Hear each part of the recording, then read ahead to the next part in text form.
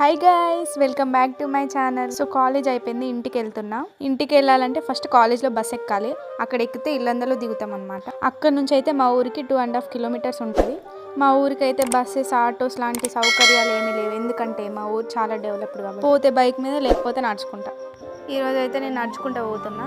ఒక్కదాన్ని నడుచుకుంటూ పోవడే పెద్ద సాహసం. అంటే ఇంకా మాకు వెళ్ళే దారిలో బార్ ఉంటుంది, ఇంకా అక్కడ జాతర. ఇక 2.5 కిలోమీటర్స్ నడవడం అంటే not an easy thing. But రోజు నడుస్తా అని చెప్పను, నేను నడిచినప్పుడు చాలా కష్టం. ఇంత కష్టపడి కాలేజ్కి వెళ్తున్నా కదా, అక్కడికి వెళ్ళి బుద్ధిగా చదువుకుంటున్నానా అంటే అది లేదు.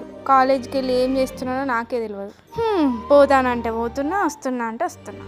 అయినా బీటెక్ అంటే హ్యాపీ డేస్ మూవీలా ఉంటుంది అనుకున్నా, కానీ లైఫ్లోనే హ్యాపీ డేస్ లేకుండా పోతాయి అనుకోలే.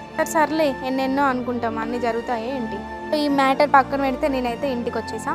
సో ఈ వీడియో మీకు నచ్చితే please do like, share and subscribe to my channel. చలో బాయ్ గాయ్.